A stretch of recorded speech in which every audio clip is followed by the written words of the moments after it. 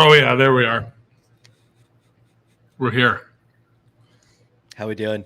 Good afternoon. Good. Got some people live, comment section. 3 p.m. on a Tuesday's tough, but we'll still have a good amount of live viewers for the Amex. We've had 2 good weeks of golf, right, Andy? I mean, really good weeks of golf, I must say. By the way, I'm out of breath. Because it says Urban Sprinter. I'm so glad you did the callback before we started to that, because I ran 50 blocks from another meeting to get here in 10-degree weather, Andrew, because that's my commitment to these shows in the brand.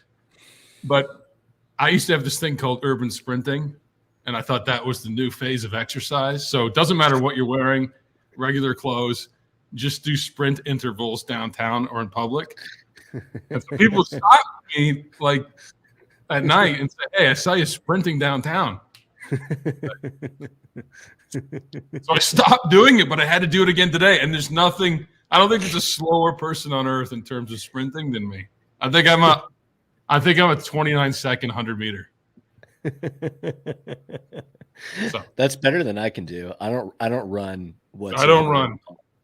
I like to go. I lift. I like lifting weights, but I'm not a big cardio guy. I will say that. Unless when I'm playing golf, I like walking when I'm playing golf for sure. But is it really 10 degrees in Lexington, Kentucky right now? Yeah, it was 12 degrees this morning. I think it's 20 now. And I was like, fuck, I've got to get back for this call or this show. And there was no way around it because I didn't have my car. So it was like sprint time. And I thought, I'm going to completely slip on this ice, tear my ACL, and that's it. You should run in the sand. Yeah. I shouldn't run because you could do that if you moved here to California. It's 60 degrees and sunny right now in Santa Monica. But when people used to see me sprinting downtown, they're like, "What are you doing, bud?" And I explained it to them, and they just thought it was insane. So I stopped it. So I kicked it back up today. Whatever. I heard about JBC's mile. JBC has to run a mile today or some point. I think him and Big T had some sort of friendship bet on Eagles Bucks last night, which is a tough watch. Which is a tough watch. I think Big T was on the right side of that. So yeah, he was. I was on the wrong side. Okay, it's been a rough playoff stretch for old Wiley. Yeah, me too as well. But golf's been good. I mean, what was our unbelievable? Yeah, 335 in Yuan last week, right? That Yuan was the guy, and he almost pulled it out for the most legacy 400-1 play of all time. And I was asking you all week, why do you like Carl Yuan? And you refused to give me a straight answer and just told me trust the process. And here we were on Sunday, watching him clumb really damn close to you hitting back-to-back. Chris Kirk was 180-1, 150-1 maybe, and Yuan was in the 300 range as well. So we need your Yuan this week, like your version of Yuan this week, whoever that may be. It has to be over 130-1. I've got it. You've got your guy. I've got it. And it can't be Yuan. It has to be someone different. But of course, we're going back to him, right? Yeah, but here's the thing. Last week in a softer field, no real superstars. Fitzpatrick missed the cut. You got to have 10K. Sahith missed the cut. Fade. And it's just going to be a birdie fest out there last week. And I thought, okay, then you could have some of these guys. And the first thing I look at is obviously the player field, and I look down the names and some value, and the first names that scream at me, like Yuan, there's something in my library that I've documented somewhere along the line that's just telling me, play that guy. You knew something about him, you saw something with him. He finished well last year, just in my head. So I do have one this week. I want to see what his line is because I have not bet him. I made 3 bets for the Discord this week. Mm-hmm. Love him. No wind. Yeah. Love him. Yeah. So, proprietary modeling information, but we've conclusively decided Our team at RPS have conclusively decided no wind equals M. And if you can stick to that mindset, then I think it's going to be a really big week for him as well. There's been a lot of I think a lot of people this week have been going back and forth between M and Kim. They're priced right next to each other at 10-1 and 9-9. Do you have a read on what do you have those guys? I know we just posted our first ownership run through at RPS, but I think that's going to be an interesting decision for a lot of people. Not like you can't play both of them, but that M versus Kim, I'm leaning towards M, but I'm really interested to see how that ultimately shakes out between the two of them. No, I know from on the ground that he's absolutely in control right now. This is M. There's no wind, and he's dialed right. He's been awesome at this golf course in the past as well, and he's also won. He's had a lot of success at TPC style architecture, desert golf courses. Like you look at the Shriners, TPC Summerlin. That's another desert golf course that emphasizes wedge play. And Kim's won there. M's won there. Kim's won twice there, in fairness, as well. So both of them have had a lot of success at Summerlin. Yeah, and then you have him setting the record for birdies on tour since 1983. Mm-hmm. That's him. He's just an incredible scorer on a week that you have to score. Mid-20s under par, 3-course rotation. Stadium's going to be the most difficult, the PI challenge of the week. I mean, one player told me it's the toughest par threes on tour that he's faced. Alcatraz being the feature hole. Mm-hmm. But other than that though, they are still going mid-20s under par, and now you've got him with a caddy who is helping him reading every putt for him, and his putting's been better. I mean, you can't set the record for birdies without having a great putting week. You just can't. I mean, you're not hitting everything 20 inches. So in terms of that, I think Tom Kim has a following. He's a great dynamic young golfer. And he's got it, and he's probably going to be, I'd say 12 to 14% owned. Okay.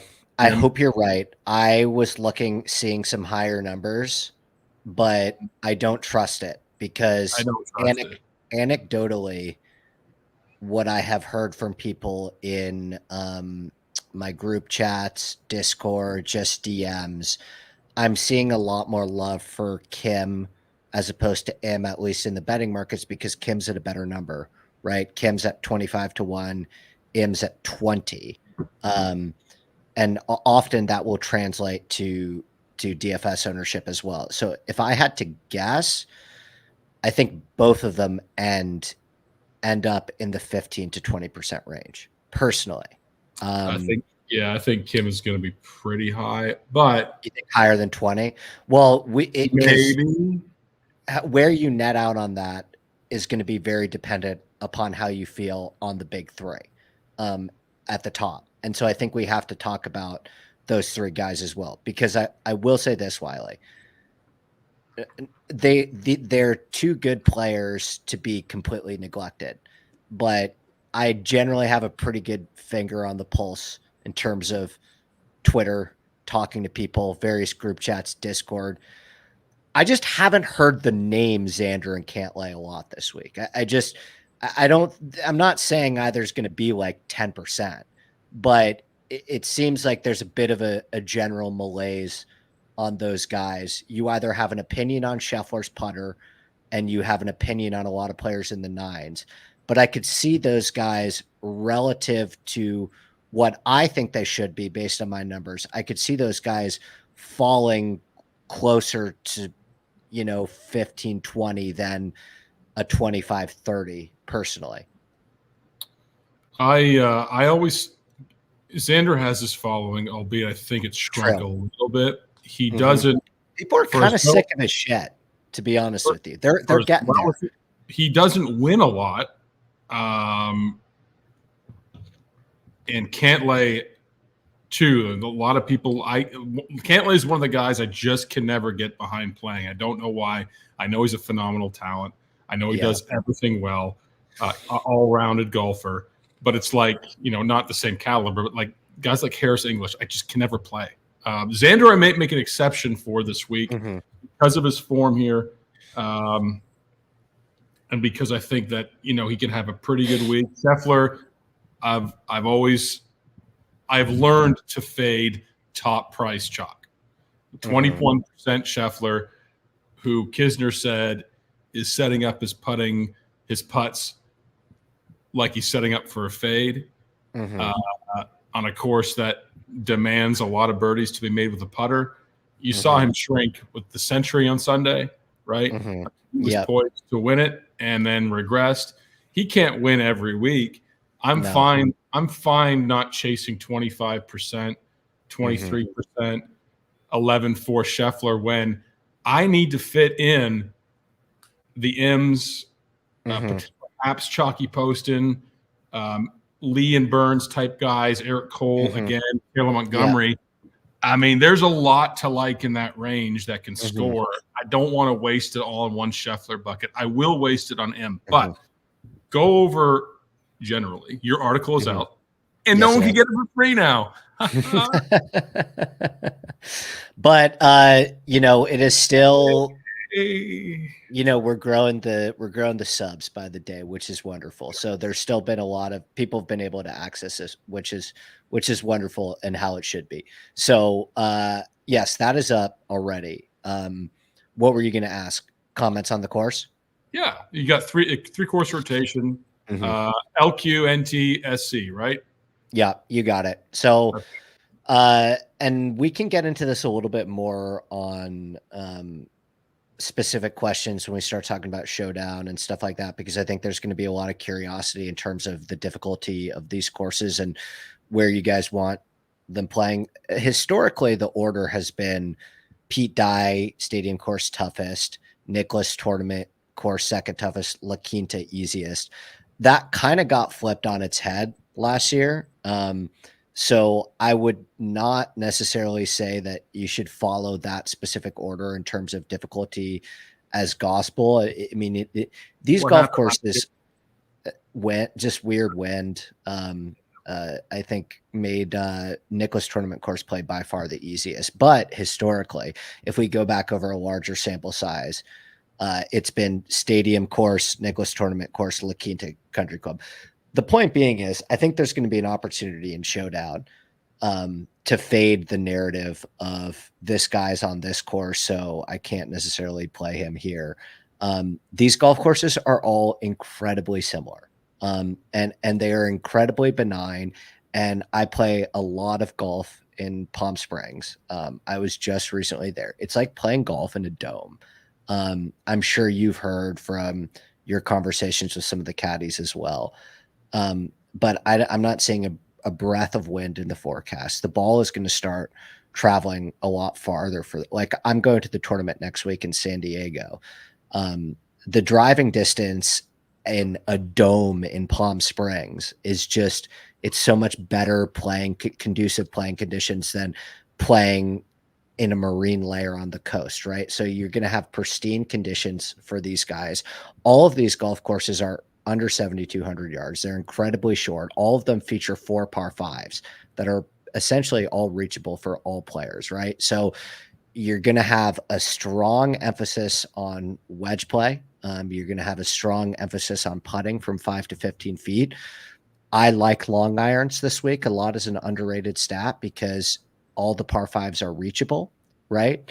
And par 5 scoring as well. So, I think a lot of the guys that you liked at Kapalua, you would have reason to like them this week. And I think a lot of the guys that you've maybe seen play well at courses such as TPC Scottsdale or TPC Sawgrass or TPC Twin Cities, these golf courses with risk reward style architecture, golf courses that feature a lot of water, but also enhance scoring opportunities, right? Like these are golf courses that are some of the easiest golf courses on tour, but they also have a lot of water in them too. So Yeah. you have to stay out of the trouble, but also be able to go out and score, right? And that's just one of the things I highlighted big time in the article, was that push-pull of risk-reward. So we can get into the players. And Pete makes things difficult in terms of his setups, right? I mean, if you look at Sawgrass, you know, you've got long fairway bunkers, you got water, you've got railroad ties, you've got feature holes, finishing holes, you got difficult part threes, you've got, you know, don't go long on many holes, you got trouble behind. And Alcatraz, you know, in terms of if the pro golfer who's played here told me he's like the most difficult par threes on tour for him. Let's say that as a sample. Alcatraz can put people out of the tournament pretty quickly. Right? Yeah. It's like 170-yard par three that is, I think, the third hardest hole on the course, features over a 17% bogey rate, right? So it was designed in the same vein as to be the East Coast version of TPC Sawgrass. I know it plays easier than TPC Sawgrass because you have easier scoring conditions in the desert than you do in Florida. But it's the same type deal over there. Yeah, and we've seen Siwoo Kim, who does well on P-Dye courses. He won here. And big time. Here's the thing. Here's the thing, though. I said this in the Discord today. You know, and let's put it in our notes for next year in terms of Sony. Wind, hard, no wind, easy. It's really that simple. At Waialae. The thing, though, is you saw Chris Kirk at about hole 55. Yeah. Get a little gassed. Sunday, just kind of get worn out. Yeah. A couple guys, not just Kirk. Yeah. And now they're traveling again. Michael Kim, I'm sure a lot of the guys are on the same flight out of Hawaii. Said the flight was delayed, turned around from the tarmac, and he said it's going to be a terrible travel week for us. And I'm thinking, okay, Century, winner, Kirk there, go to Waialae, gassed. Now you've got Palm Springs, 3 different course rotation. You guys got to be tired because this is not condensed to a Thursday to Friday, Sunday. I mean, I'm telling people information they probably already know, but some people don't know this. They get there Monday, travel day, scope the course, walk the course. Tuesday, they're playing their practice rounds, their money games with their friends. Wednesday, it's a mandatory pro-am with the PGA Tour. And you got to play with a lot of ding-dongs who are giving a lot of money up to be, you know, sponsors. And so you're playing almost 7 days a week, 21 days in a row now for the guys that played the Century, the Sony, and this. I'm not saying they can't do it, but in the margins in golf, when you really can't sacrifice one stroke, it's a knock against some of the guys that are playing 3 weeks in a row, which is Siwoo Kim, which is a Chris Kirk. Im had a break, right? Do you agree with that? I do. I think the sweet spot is guys that played one of the 2 Hawaii events, right? Because historically, you look at it, and since 2016, this is another thing I talked about in the article, but since 2016, in the 8 years since we've had this 3-course rotation, there has not been a winner that has not played in Hawaii. Now, you don't necessarily have to play great golf in Hawaii. Like only 4 out of the 8 winners had a top 10 in one of those 2 Hawaii events. But there is something to be said for being able to shake the rust off. But as you mentioned, some of those guys like Russell Henley, like Chris Kirk, although, you know, you still saw guys like JT Poston and Andrew Putnam fire away on Sunday. You may see a little fatigue this week as well. I think the sweet spot is a lot of those guys that played Century but didn't play Sony. That applies to Scheffler, Xander, Cantlay, Sungjae, Tom Kim, Jason Day, Sam Burns, Tony Finau, Ricky Fowler, Wyndham Clark, right? Eric Cole is another guy we can talk about as somebody that played all of them. And then you've got a couple guys we should probably talk about too, like JT making his season debut, Shane Lowry making his season debut, probably overpriced, Daniel Berger playing his first round of golf and competitive golf in over 18 months, right? So You're going to have guys at all different varying degrees of how much rust we've seen them shake off yet. But for me, the sweet spot is they played in Hawaii once, and now we're getting them in their second start of the year at the Amex. Can you explain Daniel Berger's 45-1? What don't we know? Now, I love Daniel Berger. Don't get me wrong. I mean, Daniel Berger on tour. He may go to live. I don't know, but he hasn't gone yet. He is a star to me. He's a guy that not yet. I mean, you can't look at Will Zalatoris. Absolutely, perhaps one of the worst rounds in the Sony Open. Berger is a absolute gamer. He plays well on tough courses. He's got the iron game. He's got the wedge game. He's a killer. I love Daniel Berger. He's a true athlete, and he's tough. I don't understand 45-1 this week. I think it was a misprice, and I think it took advantage of other players around him that were better price. So Berger didn't make sense to me. Zalatoris still doesn't make sense to me. I mean, he should be 100-1 based on last week. Right. And they are, by the way, they've been dropped. Nobody's betting those. Berger opened at 45-1, as you mentioned, which is one of the more surprising openings I've seen in a while. That's already all the way down to 80-1, which is still a pass for me. Berger is 8K, 2%, maybe. Zalatoris 7.9, 2%, maybe. I'd rather play Zalatoris than Berger, just because Zalatoris played last week at least, has some competitive reps under him. Berger hasn't played since the 2022 U.S. Open, and is recovering from a bulging disc in his back. Sorry, bulging disc. Oh, thanks. Which doesn't sound good. So I think we could probably take a wait and see approach with Berger and Zalatoris. Just wait till Torrey. Like, keep an eye on him this week.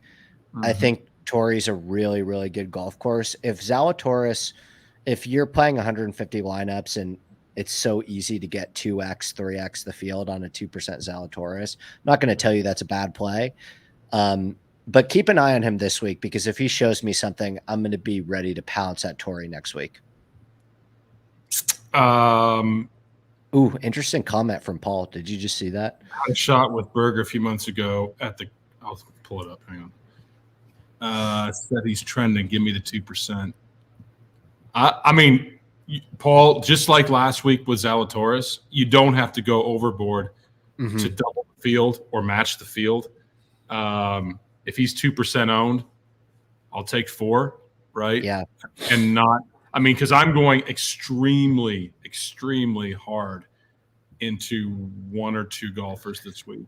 I can't do the Sony, which is very difficult to handicap because the field's a little softer. A lot of people can win. I really only think a few guys can win this week, and I'm going to have to play into those convictions, because I can't do these sort of 55-player pools with 25% ownership, because wow, I'm 23% 6 of 6, but I only had 3 Yuan lines. I'm like, I should have more. I played so much of him.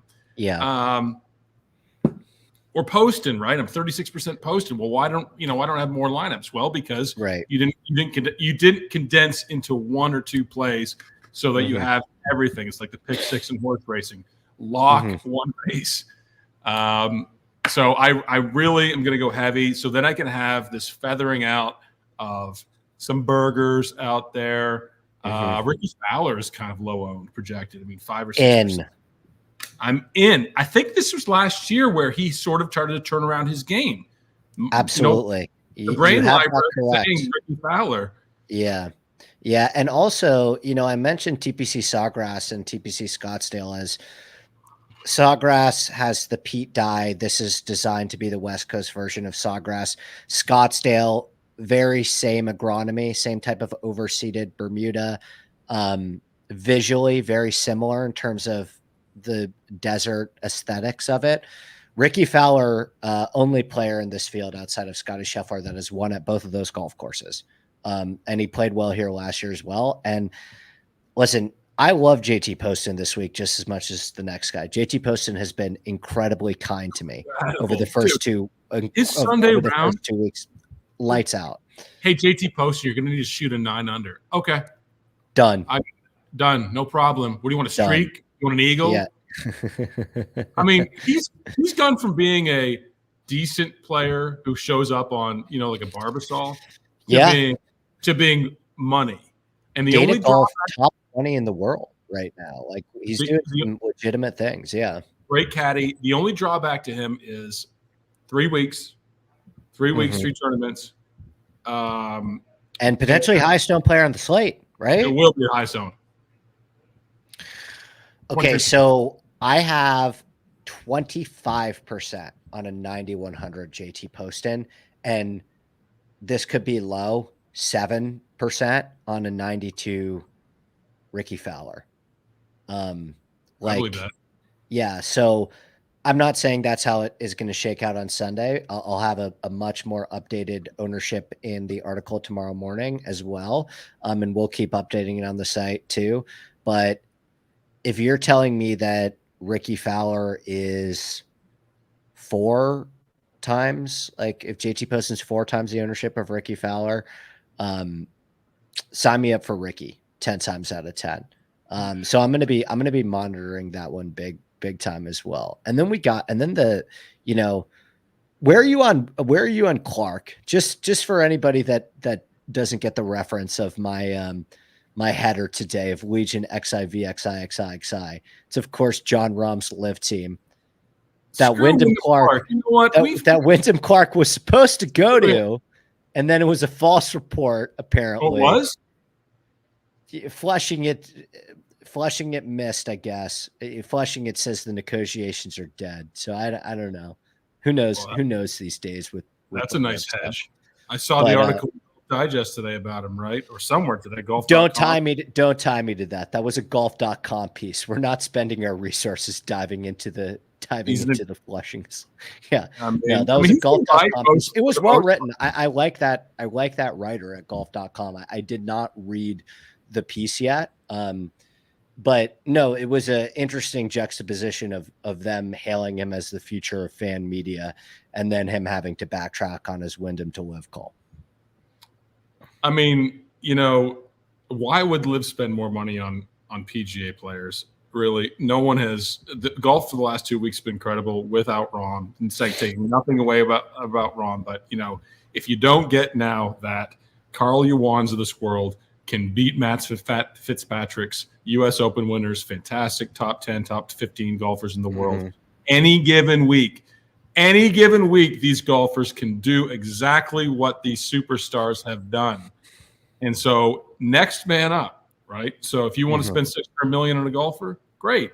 Do I want to see Rahm on tour? Of course. But, I'm not going to sit here and watch Legion XIVVIXIXIVIXI just because Rahm's there. Or Wyndham Clark, for that matter. Especially Wyndham Clark. Why would they spend the money? We got Carl Yuan. Don't take Carl Yuan because then I made money. What about the kidnapping story today? That was interesting. Just a little kidnapping. Still a little casual kidnapping. What's wrong with that? We're going to kidnap your kids. Who cares? Watch the league. I like the Kevin von Valkenburg. Curious about the whataboutism takes for a little casual kidnapping on a Tuesday morning. Oh, there'll be some. Whatever. Jay Monahan kidnapped. Allegedly. Allegedly. Okay, so can we talk about the low 8s, high 7s, because there's some guys I like in here as well. Are you seeing, if I gave you Cameron Davis down, like Cameron Davis to, the Billy Horschel range, do you see anyone emerging as kind of concerningly chalk? Because I was kind of worried about this. People just continuing to ride this Putnam wave. Montgomery is starting to play some really good golf. I'm a big auction. By the way, yeah, we talked Montgomery. We talked Montgomery big time. And I know a ton of people in that Discord had a massive Montgomery first round later sweat. That I can't remember who ended up screwing us with that. I think it was Cameron Davis, actually, who I will go back to as well. It was it Tigala or Batia? It was Davis. Oh, that was, I think, it was a tournament. Yeah. That was Century. Okay, so what do you have ownership on? So power rank these guys: Montgomery, Putnam, Hadwin. I mean, Hadwin's projection is 14%. Yeah, great course history. People love I don't Hadwin believe that for 1 minute, except for the fact that there's a large cult following in this range. The Scam Davis people, the Andrew Putnam people. Where is he? Yep. Right there. This guy. A lot of, I'll see. And he did okay last week. I'll give you credit. Yeah. And I was fuck, Andy was right. It's Putnam. So I can see that pulling Hadwin down, but I like Hadwin. If you win at the Valspar, what's it, Copperleaf? What's in Florida? Innisbrook, Copperhead. Yeah. Copperhead. Which is one of the toughest tracks on tour. The Florida swing is one of the toughest, if not the toughest swing on tour. And it could be number one now that the Honda is kaput. And if you win there, I become your follower for life. Paul Casey, done. Right? Sam Burns, done. Taylor Moore. We're in a blue state though for Taylor Moore, so I'll never forget Adam Hadwin's win there. But he's like a Chris Kirk to me. He can get a little more frustrating sometimes, but he is tee to green, good long iron player, great putter, Canadian. Let's go. Yep. Let's go. Canadians love playing in the desert, and the following follows them because the Canadians love the heat in the winter. I like Hadwin a lot. That's just my pick. I prefer Davis. Piedmont is going to be a play this week. Okay. You don't believe I'm me? I'm not there. I would go Putnam Davis over Hadwin Montgomery. But that's a good thing about disagreeing. Better content when we disagree. Can't be afraid to disagree with the press. Okay, and I'll tell you another guy that's the bane of your existence that I like this week. Noren 7.8. Let me just tell you about Alex Noren. This dude fucks up my life more than anyone in my life. And he's not even part of my life. Of course, 55-player pool. I fade Noren, and he shoots 11 under. Yeah, he was close to first round later. And then he goes out and wins 4 times. Like, it's just I don't get him. I don't get him. So Burns week. Bang, Derek Phillips. I love that. I love the Derek Phillips too. So sevens, give me a couple guys you're targeting in the sevens. And do you think that are you seeing any concerning chalk in the sevens? Like any over the top group think with any of these guys in the sevens? No, that's what I'm saying. People are playing these 8s and 9s. They're going to probably fade the top a little more. There's some maybe a couple guys in the 6s I'd play. I will go back to Yuan. I don't think he's going to quit. I think he's a good golfer. He could have laid down Sunday, and that fucker could have won the tournament. I mean, he was with that bogey on the par 3 coming in 17.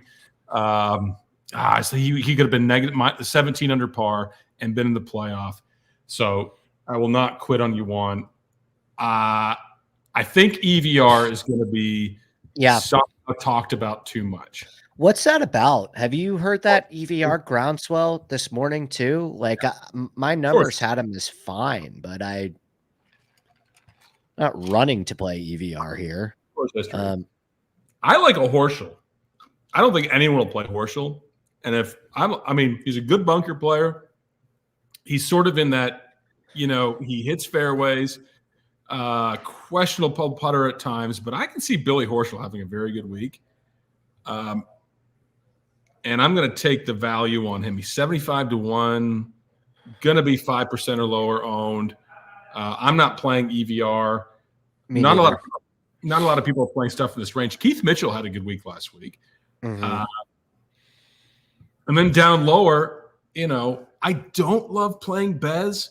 And I'm in Christian Bez. Mm-hmm. Like, I close my eyes and think, okay, I'm going to play Bez. He's going to be 83.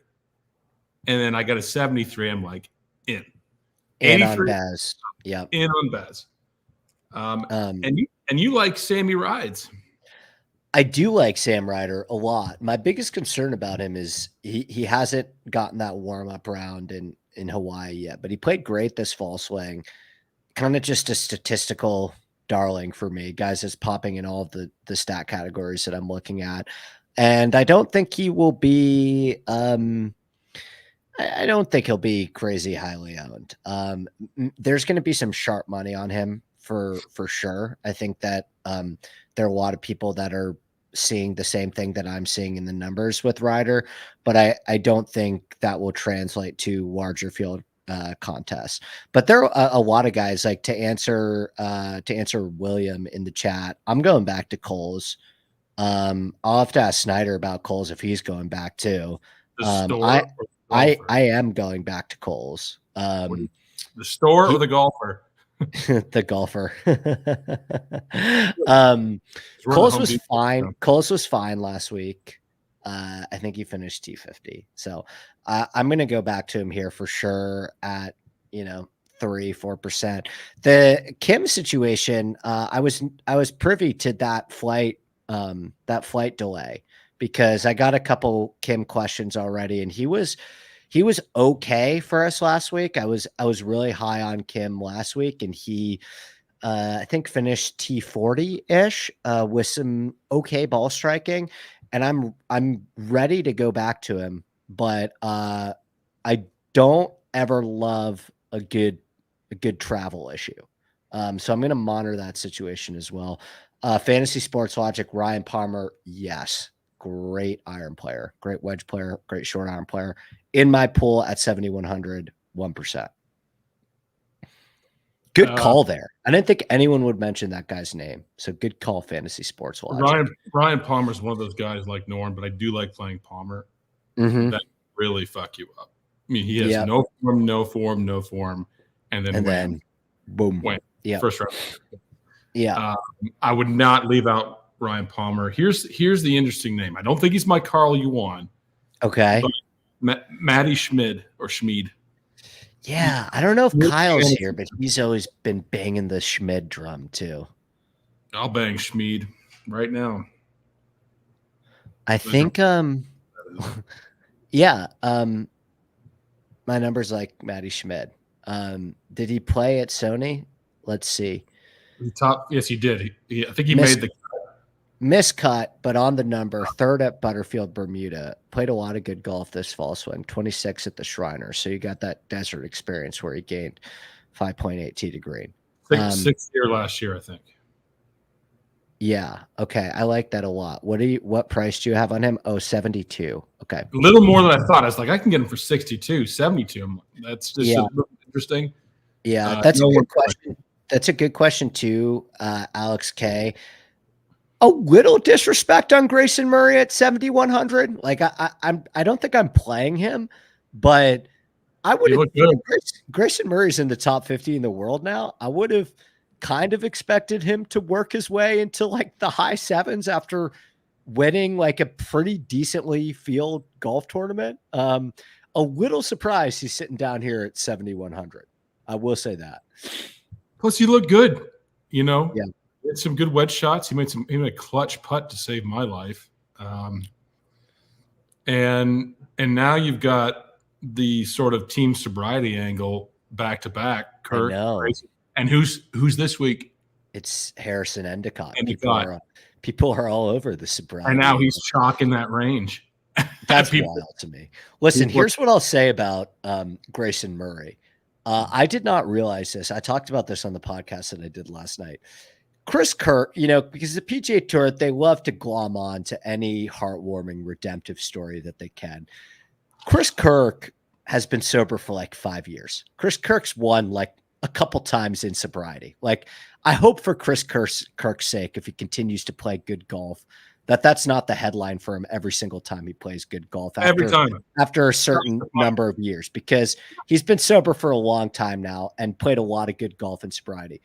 I'll say this about Grayson Murray. Grayson Murray was like blackout at the Mexico Open last year. Okay, so in fairness to Grayson Murray, this is not a comment on Grayson Murray's character. I'm not going to wade into those waters. But what I will just comment on is the time frame of him being in active alcoholism to winning on the PGA Tour was a lot different than Chris Kirk. Okay, so to Grayson Murray's credit, that guy was hammered at the Mexico Open in like April and is winning a golf tournament 7 months later on the PGA Tour. That's pretty damn impressive. You can never fault someone to have the strength to improve their life. Yeah. And realize that, you know what? I'm a fuck up. Mm-hmm. I'm fucking, I am hurting people around me. I'm going to change my life. And then to get the reward of winning, good for him. Good for him. Yeah. If you can be honest about yourself at that age, at any age, especially as a man, to say, listen, yeah, I fucked up. I'm a fuck up. I need to change, and I'm sorry. And then he wins. You may not like him, but, I will never fault someone for doing that. Harrison Endicott was, he said, I'm tired of feeling terrible all the time. So I think people are playing that narrative. I don't know much about Harrison Endicott. I know it's a wild narrative to play. Let me just say, I think it's funny, but there's no statistical correlation that this would make sense. If your name's Harrison Endicott, do you have to grow up in a country club? Right? Probably. There's no way. Probably. And he's a decent player. Endicott too, but I'm not playing him just because of the sobriety angle. Carl Yuan, what is Carl Yuan this week? 69? 68 or 69. Yeah, a little disrespect on him as well, too. How do you respond to the people, Wiley, that were up in arms about the ruling that he got on 18 of the ball that we were virtually certain went into the sands, but was never actually recovered? I had, whenever I have that much at stake and that much to pay out, I never watch the tournament except for live tracking on my phone and then the reaction of the Discord. So I didn't see the rule. Mm-hmm. I only got mad at you for saying that Carl Yuan. And I wasn't really mad, but I played it up in Discord that I was mad. So I don't have a judgment call on it, but any rule that goes against Carl Yuan is a bad rule. I will play Yuan this week. I was told that he will not, it's not a fluke. He's playing great. He's going to continue to play great. He has a funky swing. I don't think he gives a shit. I mean, I think that, he's a great putter. He made a huge putt down the stretch, 36-footer for birdie, I think. Yeah. That put him into the solo lead. Couple huge putts in that back nine. Tons of huge putts. Yeah. And you know what? It's sad for the Discord because a lot of people were chasing it because we had that bet out there. And it would have been absolutely nuclear had he won. A guy this week, I don't think there's one of those this week necessarily. However, I will continue to tell Yuan until he tells me differently. Kevin Yu. Yeah. Is that your Yuan this week? Because talk to me about you, because I've got a bunch of experience on the Yu carousel, and it usually ends in heartbreak. But, it was the guy I said last week. I said I like you, and you're like, "Oh, thanks, man." I said, "No, Kevin Yu." Yeah. So yeah. I don't really like a lot in the sixes necessarily. I like you. I know he's a good iron player. At least that's what my brain library has told me about him. And he's played well over the last year on the PGA Tour, but in an area that's sort of depleted in terms of plays you can have. I mean, Adam Longs, I always will play for Adam Longs. So he's going to get a cut likely. I'm not playing again. Dumont Duchessar, the French guy. Adios. Yeah. But you can still play him at 6,700. Yeah, but definitely not French, by the way, Wiley. he's what is he, Austrian? I think he's Dutch. Same shit. Oh yeah, that's it. Okay, so I'm playing 350 to 1. Nice, Kevin. Yeah. Hang on, let me go bet that before it's smashed. 351. Nice Kevin's great too. He's in the Discord all the time as well. I'm playing Johnny Vegas at 6.6. If you want to feel something, I love Johnny Vegas. Yeah, solidified it with his Players Championship round where he made that 5 foot Pete Dye. Yeah, Pete Dye. Pete Dye again. He's susceptible to be Johnny Vegas boom or bust. But, if you can play that well at a Pete Dye course, he's a good iron player, hits it far, and can make eagles and birdies. I love Johnny Vegas. I would say pound for pound, not even pound for pound, just for pounds. The guy least you want to fight now on tour. If you've ever been up close to him, guy's a moose. Yeah. And I like Pat Gazire too. Okay. Not the first person I've heard mention his name this week. No, you say it's the first. You say, great thought, Wiley Prez. Well, I was giving credence to, I think that you could be onto something. Okay. So yeah, Kazire, I like Doug Gim, which is, we sure know how that's probably going to end, but he's been good at this golf course before. He had that 6th place finish at the Players as well. Silverman, no William. Shelton, don't. Bobby Shells? So. You got to play little Bobby Shells. Don't think so, crew, but I can do a deeper dive on him if you want. No, Bobby Shells. I'm playing Bobby Shells, crew. A little wee bit. Don't have to play much, but yes, Bobby Shells will be in the lineup. Okay. 148th out of 156 players in my model. Okay. But Bobby Shells. My numbers don't like Bobby Shells this week. I don't know what to tell you. My numbers aren't always right. My numbers didn't like Carl Yuan last week either. Or Grayson Murray. So I think we had the theory that Bobby Shells and Vince Whaley only play well at resort courses. This is what or I would island courses. This as a easy enough golf course. I mean, to fall into that resort category as well. Long and Palmer are paid together. That'll be fun. I like Chris Gotterup, dude. I don't know if I want to play him yet. I want him to get his sea legs under him a little bit more this year in 2024. He hasn't played competitive golf in a couple months, but he's a guy to watch this year. I have a lot of exposure to him in like season-long fantasy leagues. But he's not a great putter. And so just wait on him, but monitor the situation. Now we're just getting opinion on all the 6K guys before we get out of here. Alex Bjork, no, buddy. Welcome to the PGA Tour, no. Eurostar. It's a tough fight. Yep. I mean, it's a different animal over here, man. So Bjork really didn't do much last week. I think he missed the cut. In fact, he did miss the cut. He did miss a cut. Yeah. ADDC, Bjork, all those guys, not going to be the softest of landings, I think, at the beginning. But talented guys to monitor going forward. Yeah, whereas last week there was a bunch to like in the 6s. I mean, you still have Yuan down here, but it's basically going to how you construct your lineup. Tougher 6K range. Yeah. Tougher 6K range, and a lot to like in the 7K range. You've got chalk EVR, which you can fade, in my opinion. Yeah. KH Lee did okay last week. Eckroat, how about him? I mean, he was contending for a win. We loved Eckroat. We loved Eckroat. He was so all over the place. I'm undecided on Eckroat. I need to let that one marinate a little bit.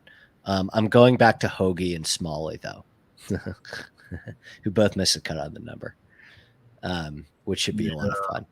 Higo, maybe. Oof. I'll play little Higo because he's one of the guys that can absolutely destroy you. I'm really surprised at the Eric Cole projection right now at 20%. I don't believe that there's enough Eric Cole love to get to that point. But how many strokes did he gain over the last 2 weeks? 10. Yeah, he's been awesome. He's been awesome. Had a good Sunday. Had an unfortunate Saturday, but it was windy. Don't play Eric Cole in the wind. Pavon did well last week too. There's one Euro that actually played really well last week. Yeah. Man, I hope you're right about the Cole ownership getting lower, but I just that Cole ownership to me is correlated with Wyndham and Lowry. And I just look at those two guys and I don't see either of them getting a lot of love. And I could see a very popular build being Sungjae or Tom, Poston, Cole. I think that's a comfy start for a lot of people. Yeah. Sungjae and Tom and us Poston, those are the first two clicks people have, yes. Really, really comfort. Good concern fighting Irish 595. There's a little bit more trouble on this golf course, and Eric Cole can get a little touch and go with the driver at times. I think that's a good comment. Something I highlighted on this course was the concern about a little bit more hazards in play. So for me, it's not enough to not play him. But if you're looking for reasons why he could struggle, you could point to the fact that there's more trouble off the tee at this golf course than there was for him at Kapalua or Sony. Prop streak, not just you. That happens quite frequently. I would spend down to get Taylor Montgomery. I think he has a fantastic week. Or a Hadwin. Probably going to fade Cole. At least the field ownership of 20%. Yeah. No interest in Wyndham Clark. I may have to say goodbye to Chris Kirk, which I hate to do. I'm saying goodbye to Chris Kirk, and he still hit the ball really great last week. People are still going to play him. Like Chris Kirk's not going to be under-owned, I don't think, this week. I have Chris Kirk at 17%. That may go down, but like if the Fowler number continues to be in the single digits, I'm just going to choose Fowler. And I love Wyndham out of that group too. Let me just tell you that even a field of this strength, Tony Finau 9,300 projected 10% or lower owned. Yeah, it's dangerous, man. Tony Finau is like in normal Tony Finau years, he's 10-1 and 20. I mean, he's up there. We're starting to forget about him a little bit. Yeah. So Crew asks, and maybe we can get out on this. Jason Day or Sam Burns, last man in. I would go Burns there. I'm really not a fan of Jason Day at that price. But if you're asking me for a third option, Finau. I'd play Finau over Day and Burns, personally. And he's a little cheaper as well. But I don't love Jason Day this week. Yeah, we haven't mentioned JT. Are you going to play him? I mean, that is just bananas. Sub 10K JT. Kind of whiffs of like we're gonna all feel really dumb, right? Like I always am trying to think on Sunday. I said this last week with Keegan. I said Keegan Bradley. We were arguing this guy's one of the 10 best American golfers in the sport, and he's sub 10, 8K, and you nut jobs are playing these guys 9,800 at 23% when you were telling me that Keegan should be representing our country in Rome. What happened? He's 8K sub 10 right now. There's whiffs of JT about that this week where it's like you wake up on Saturday morning and JT's in the hunt and it's like, why did we all play JT Poston at 25%? Like I would say that I'm monitoring. Even Tom Kim. All JT has done in the last month is look at his silly goals list, come to terms with the fact that he accomplished nothing that he wanted to last year and has been in the lab. So, you know, JT 7%, 98. Monitoring. I'm not going to monitor it. I'm playing. I'm playing Justin Thomas. I'm fading Tom Kim. I'm that ownership. Can't lay no. Schauffele I will play. Scheffler no. Mm-hmm. Yeah. So this 7K range is like, that's why I'm just not going to be able to afford Eric Coles. I'm not going to play Wyndham Clark. Say goodbye to Chris Kirk. I might end up Adios. 25% JT Poston. I mean, he's been good. Akshay at 8-2. No. I think we have the build. Wednesday we'll know more. Wednesday tomorrow we'll know more. Yeah, hit me up if you want to ask. Yeah, premium show Wednesday. If you want to ask me anything, I will be in the lab all afternoon. So just hit me up in that. What do you wear in the lab? What do you wear? This. Oh yeah. You don't wear safety goggles. You can get some at Home Depot. It's down in aisle 4 right here. Promo code Andy, 50% off at Home Depot. It's still hacksaw. You get safety goggles for the lab. Then climb the ladder. So yeah, hit me up in the Discord, runpuresports.com, Andy, promo code Andy to get that discount. And my Wednesday morning article, full detailed Core 4 thoughts will be in there as well. Core 4 has been smashing to start the year. Every single one of my Core 4 for the last 2 weeks. I think the worst finish I've gotten is whatever the hell Justin Rose finished last week. Everything else has been good. All right, we'll end on this. Your winner as of Tuesday afternoon. Oh, no doubt. I mean, I don't like his price in the betting markets, but I hit it. I smashed it. I think M's trending to one of the best golfers on earth, and 20-1. Listen, 15-1, I'd be like, It had 2 in front of it. I took it. I love him. M could score out of his mind this week. No win. Mm-hmm. I'm looking on. I'm just going to look at some sharp line movement over the.